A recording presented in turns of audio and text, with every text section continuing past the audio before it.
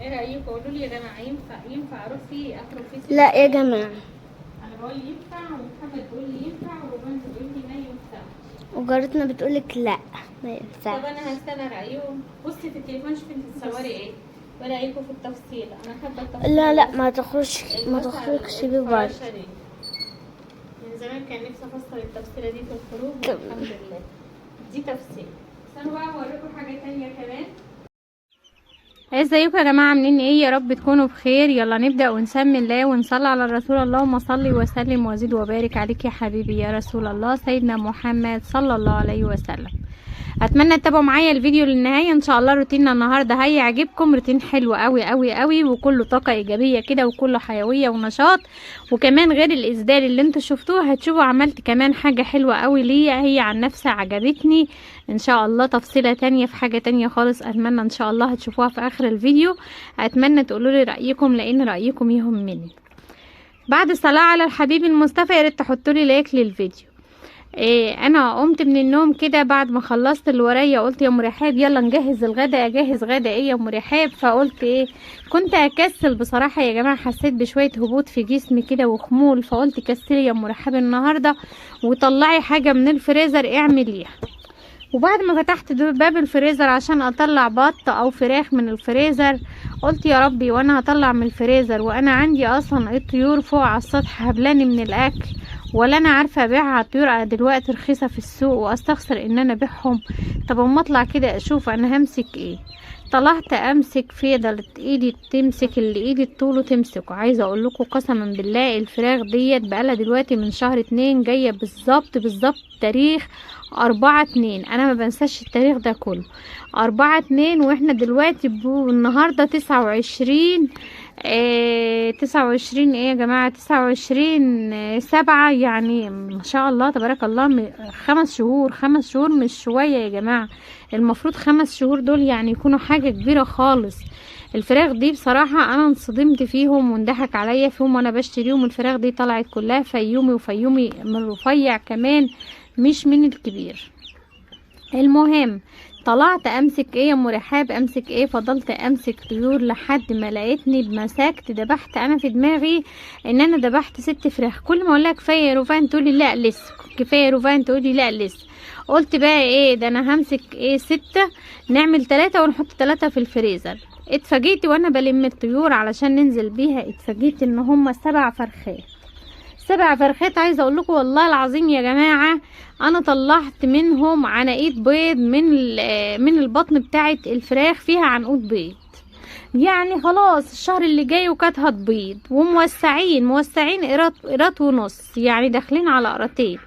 بس تمسكي الفرخه في ايدك الله المستعان. يعني بصي عامله زي ام فصاده. مين اللي يعرف ام فصاده ولا ابو فصاده؟ هو ده بالظبط ابو فصاده.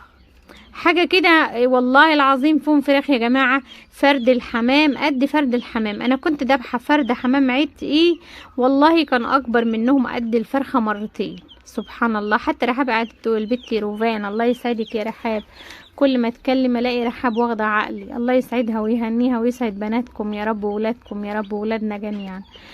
لقيت الفراخ ما شاء الله عليهم عصفور. قلت لا يا ام رحاب، انتوا عارفين انا هعمل ايه بعد الاكله اللي عملتها النهارده وعجبتني في الفراخ ديت؟ قلت كل 2-3 هشتري بسمتي واعمل نفس الطريقه في الفراخ دي، لان بجد الفراخ دي في الشوربه ما بتبقاش حلوه. بتبقى شوربتها حلوه لكن الفراخ نفسها انا ما بحسش طعمها. الفراخ البلدي دي بصراحه بحس ان هي مفتله كده ومش مظبوطه. بعد ما ريشت لميت الريش كله ولميت الحاجات، قلت لها يلا يا روفان عشان تاخدي بقى الريش ترميه وانا اقعد بقى اللهم صل على الحبيب المصطفى. قلت الاول عايزه اشيط الفراخ دي. كنت بشيط الفراخ بس النار انا بشيل الكوشه بتاعه البوتاجاز عشان النار تطلع كده تبقى عاليه وتلسع معايا الفراخ بسرعه عشان متغيبش. فكنت فاتحه الشباك بصراحه بتاع المطبخ. عايزه اقول لكم ان انا كنت لسه حوالي الساعه 10 ولا 10:30 بس الجو كان نار. فانا متعوده ان انا بقوم بدري لو هعمل اكل او اجهز او كده عشان اقعد على مكنه الخياطه، كمان اقعد طول النهار ما ورايش حاجه. عودت نفسي ان انا اقوم بدري من الساعة 6 أبدأ يومي، 6 6 وربع، قبل كده بشوية أبدأ يومي، أبدأ شغل في شوية الطراوة دولت، عشان الشوية الحر أكون أنا بقى ايه قاعدة فيهم كده مستقنيسة زي ما بيقولوا كده تحت المروحة، أو قاعدة على المكنة بشوف لي حاجة أعملها أو كده. الحمد لله بفضل ربنا، اللهم لك الحمد كما ينبغي لجلال وجهك وعظيم سلطانك. الحمد لله. الحمد لله انطلب مني شغل وانطلب مني اوردرات بره المحافظة خالص، الحمد لله، وربنا يعيني ويقويني ان شاء الله. انطلب مني اسدالات، وانطلب مني حرملة، الناس المنقبة او الناس اللي لابسة خمار عارفة يعني ايه حرملة، وربنا يقدرني ان شاء الله واجيب القماش وابدا اشتغل فيهم ان شاء الله. لما ابدا اشتغل فيهم حاسه ان هي فتحة خير ان شاء الله بفضل ربنا طبعا، ثم بفضل وقفتكم جنبي ودعمكم ليا ودعواتكم ليا. ربنا يعزكم ويبارك فيكم يا رب ويحفظكم يا رب، اللهم امين. خلاص شيطت الفراخ وغسلت البوتاجاز ونضفته ونقعتهم كويس وتبلته، عملت لهم خلطة بالليمون والخل والملح، وجبت بقى حلة حطيتها على النار وحطيت فيها معلقة سمنة وحطيت فيها معلقة زيت. حسن المونتاج يا جماعة فيه حاجة معرفش هو ايه، الله المستعان. بعد ما حطيت في الحلة على البوتاجاز معلقة سمنة ومعلقة زيت علشان خاطر يسخنوا، مجهزة بقى بصلايتين متوسطين كده هنبدأ ان احنا نعملهم، ومخرطاهم يعني مجهزاهم، هنزل بيهم بقى على النار وعلى السمنة اللي معانا واقعد بقى اقلب فيهم. هتقلبي البصلة لحد ما تبدأ تدبل معاكي كويس. اول ما تبدأ تاخد اللون الذهبي الخفيف هننزل عليها بقرن شطة او قرن فلفل اللي على حسب الموجود عندك، وتقلبيه تقليبة كويسة. وبعد ما يتدبل معاكي كويس هتبدأي تنزلي بالبهارات بتاعتك. اللهم صل على الحبيب المصطفى. هننزل بالبهارات بتاعتنا كده كاملة. حطيت انا بهارات ايه، حطيت حتى حطيت فلفل اسود، وحطيت شوية من القرفة العود الصحيحة، وحطيت بقى عندي انا جايبة تشكيلة بهارات كبسة، بس تشكيلة كده كاملة على بعضها، يعني الخلطة فيها لومي وفيها ورق لورا وفيها حبهان وفيها قرنفل وفيها كبابة صيني، لا ما فيهاش قرنفل، فيها كبابة صيني وفيها مستكة وفيها حاجات كتيرة قوي. فانا حطيت الحبة اللي هم الكويسين دولت، وبعدين بهرت. بصوا يا جماعة سامحوني عشان المونتاج في حاجة مش موضحة، الصورة كانت واقفة وانا ما كنتش شايفة بصراحة. بعد ما حطيت الحاجات ديت نزلت بقرن شطة، وبعد كده خرطت ال3 طماطمات متوسطين. عندك هنا معلقة صلصة هتحطيها، ما عندكيش عادي خالص ما فيش اي مشكلة. الطريقة دي حلوة وهتعتمديها ان شاء الله وهتعجبك. كمان ما تنسيش الملح، انا حطيت الملح علشان عندي الفراخ بتاعتي ما هيش عتيق لسه ما بضتش، يعني هتستوي على طول، فالمفروض ان انا بقى احط الملح بتاع الحاجة معاها عشان تستوي براحتها. حطينا الملح، هنقلبها تقليبه كويسه. وكمان فصين توم، يا اما هتدقيهم وتحطوهم مدقوقين ناعمين، يا اما انا بدقهم كده بالسكينه وبعد كده بقشرهم وبيندقوا بيبقوا خلاص اتفصصوا، بخرطهم بقى بالسكينه كده واحطهم في الحله كانك دقتها بالظبط في الهون. خلاص حطينا الخلطه دي كلها هنقلبها كويس. وهاتي بقى الفراخ اللي عندك على حسب ما انت مقطعاها. انا شقه كل فرخه نصين، هي كانت الحله دي يستكفي عليها ال3 تنصاص دول بس، يعني فرخه ونص، بس انا حطيت 3 فراخ كاملين، يعني كانوا مزنوقين على بعض في الحل. زودت عليهم كمان معلقه من البهارات. طبعا كلكم بتعملوا الكبسه واكيد كلكم اشطر مني في الطريقه، كل واحده تقول لي هي بتعملها بنفس الطريقه ولا في طريقه مختلفه، لان في ناس كتير كل واحد بيعمل بطريقه تختلف عن التاني. خلاص هقلبها كويس بعد ما حطيت لها كمان معلقه من البهارات، وهغطي عليها وهسيبها لحد ما تبدا تتشرب الصلصه. كل شويه هبدا اقلب فيها، كل شويه هبدا اقلب فيها. وتعالوا بقى ايه نكيس الفراخ اللي عندنا اللي باقيه عشان خاطر ندخلها الفريزر. سبت 3 فرخات والكبد والقوانص، هلم الحاجات دي كلها وادخلها الفريزر. وعايزه اقول لكم ان انا بقى هبدا اتسلى في الفراخ لان لقيت طعمهم حلو قوي بجد، فقلت يا ام رحاب ملوش لازمه ان انا اركن واكل واشتكي من الاكل واشتكي من الحاجات دي، طب وانا ايه اللي هيقعدني جبت بقى ايه، اللهم صل على الحبيب المصطفى سيدنا محمد صلى الله عليه وسلم. كنت بتمنى ان رحاب تيجي وتاكل معايا من الحاجات ديت، بس كانت من كام يوم قايله لي يا ماما انا هاجي، بس جيت اتكلم معاها النهارده بقول لها، قالت لي يا ماما لا الجو حر قوي وانا ما اعرفش اجيب البنات واجي في الطريق في الحر ده يتبهدلوا مني ويتعبوا مني، فقلت يلا خلاص ملهاش نصيب. كان نفسي ان هي تاكل من الفراخ البلدي وتاكل من البط ونذبح الديك الرومي. بفرح جدا الوقت اللي بتقضيه معايا هنا، ببقى في قمة السعادة. طبعا حفيداتي الغاليين دولت بيبقوا مالين عليا حياتي وبيبقوا مالين عليا دنيتي، فببقى سعيدة جدا بالوقت اللي بيقضوه معايا. عقبال كده اما اشوف ولاد محمد يا رب، وابقى فرحانة بهم كده زي ما انا فرحانة ببنات رحاب، ويقدرني ربنا ان انا اعمل لهم اللي نفسي فيه يا رب، وافرح بيهم وافرح بروفان كمان بعد الشهادة ان شاء الله. خلاص هزود الفراخ بتاعتي، خلاص نشفت، قلت ازودها بقى، وده كله واحنا في المطبخ كده ايه مسلوقين في النار، ربنا الايده الله المستعان، ربنا يعافينا ويعفو عنا يا رب، ويكفينا شر النار في الدنيا وفي الاخره يا رب. اللهم باعد بيننا وبين النار كما باعدت بين المشرق والمغرب يا رب، اللهم امين. ربنا يحرم وجوهنا على النار ويحرمها علينا يا رب، اللهم امين. قولوا امين، اللهم امين يا رب العالمين. خلاص بقى خلصنا، يلا بقى نروقوا المطبخ ده بصراحة، لاني بصوا انا لو طلعت وسبته مش هروقه دلوقتي خالص، هكسل. فبالمرة كده بقى واحنا واخدين شوية حيوية وشوية نشاط كده، يلا بقى نغسل الرخامة كويس عشان عليها زفارة عليها اي حاجة. زي ما قلت لكم انا متعودة لما بيكون عندي شوية مواعين بحب اغسلهم بالاوكسي مع البريل، بحس ان بيخلي كده ايه الاطباق تزيق، والكوبايات والصيني بحب، حتى البلاستيك بيخلي البلاستيك حلو. رحاب البت روفان ساعة ما دخلت المطبخ بتقول لي ايه يا ماما، هو انت مش غاسله المواعين دي كلها يا ماما امبارح؟ قلت لها والله غاسلاهم. قالت امال ايه ده كله؟ قلت لها ما اعرفش، اسالي نفسك. قالت لي يا ماما انا والله ما اكلتش غير في 3 اطباق بس. قلت لها يبقى انا اللي كلت في كل الحاجات دي. كان عندنا امبارح باميه وكان عندنا مكرونه، يعني باميه مع مكرونه طبعا ما يمشيش، بس طبعا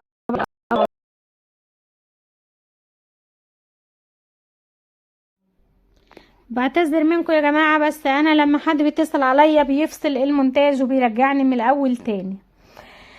اللهم صل على الحبيب المصطفى سيدنا محمد صلى الله عليه وسلم. صلوا على الحبيب المصطفى يا جماعة في كومنت، صلى الله عليه وسلم، هو اللي شفيعنا يوم القيامة وهو اللي هينفعنا في الدنيا وفي الآخرة. صلاتنا عليه هي اللي هتقعد لنا وهي اللي نفعنا. صلوا على الحبيب المصطفى، خلوا الفيديو كده يلعلع ببركة الصلاة على الحبيب المصطفى، وما تنسوش اللايك للفيديو علشان خاطر طبعا اللايك ده مش بيجيب لي فلوس، لكن بيرفع الفيديوهات، بيخلي القناة الناس تشوفها وتعرفها، لان في ناس كتير قوي ما تعرفش ام رحاب ويعرفين يعني من القناه الكبيره، بس طبعا تهت منهم ما عادوش عارفين يوصلوا لي. فيجازيكم الله خير لو حطوا لايك بس عشان الفيديو يترفع، عشان الناس تشوفه، عشان يوصل لاخواتي وحبايبي ومتابعين.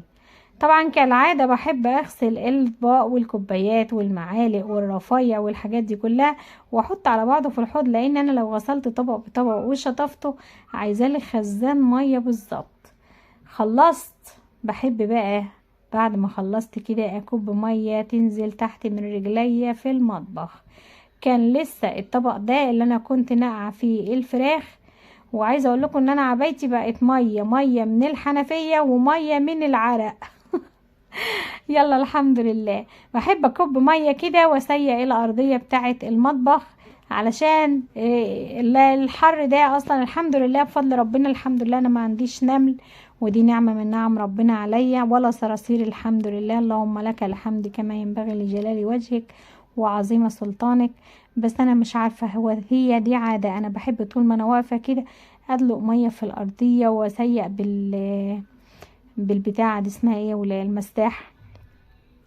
خلاص الفراخ بتاعتي استوت وانا استويت، من الجوع، جوعت بصراحة، وكمان غير كده كمان استويت من الحر، انسلقت من الحر. عايزة اقول لكم على ما خلصت المطبخ وروقته وشطبته كانت خلاص الفراخ بتاعتي استوت. طلعت الفراخ بتاعتي، هو باين عندي بس انا الحلة واقفة في المونتاج.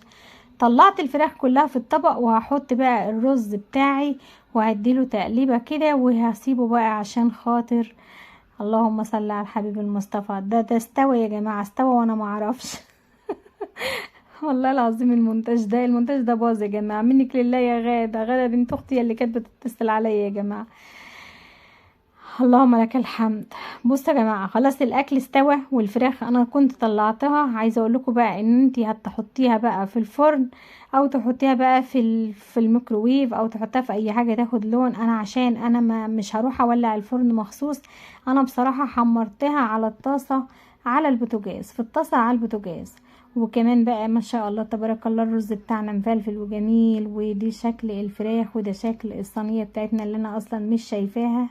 ما اعرفش هي عامله ايه. نسيت اقول لكم يا جماعه ان ده رز بسمتي، وانا ما رضيتش احط له كركم علشان الابله روفان ترضى تاكل منه، ورغم كده ما رضتش تدوقه. كلت فراخ بعيش باعجوبه. ربنا يهديها يا رب ويهدينا جميعا.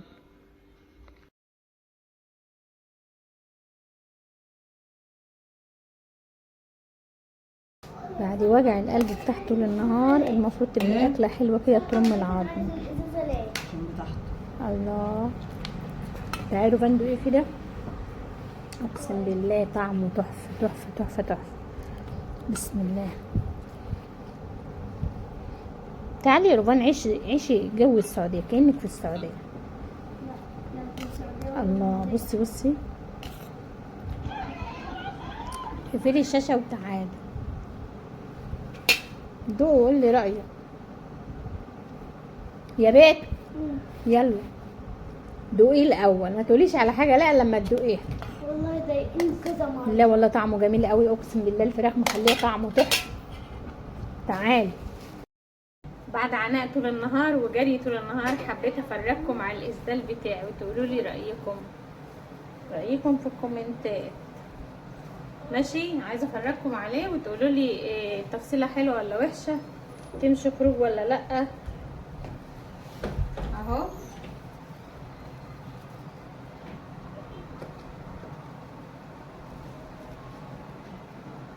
انا اللي حابه اعمل التفصيله دي، والالوانات ديت انا بعشق اللون الموف، انا بعشق الدرجات الموف ديت، انا بعشقها، انا بعشق الدرجه الموف دي. هو موف غامق في موف فاتح في بادي روز، حاجات كده تايهه على بعضها كده. والطرحه بتاعته حبيت اعملها بكورنيش اهي ورا وقدام. يعني حاسه ان انا عايزه اقلب، استنوا ما اقلب لكم الكاميرا.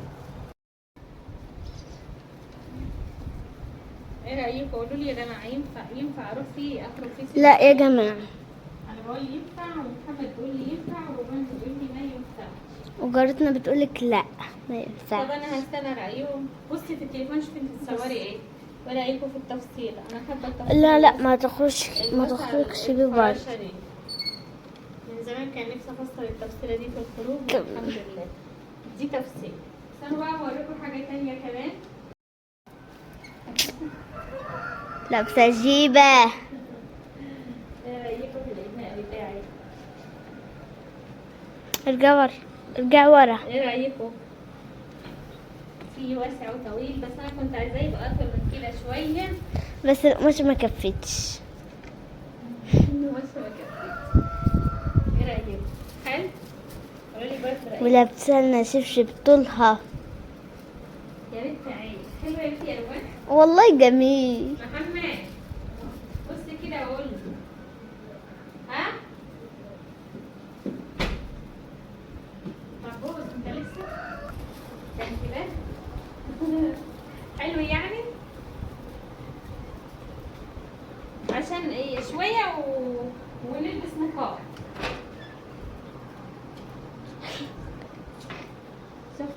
شفتوا؟ لسه ما كملش. هنا هتحط لسه الزراير. ما ركبناش الزراير، لسه هنركب زراير. الزراير هنا. كم وهنا زراير؟ الاستيك. شافوا مرة الأستك وعايز يتعاد عليه كمان وانتي موريها لهم وقلت لهم وما حط في كانش زراير. ده عملته له. عارفين وشايفين وشكلها مش حلو بيها. عاجبني. باي.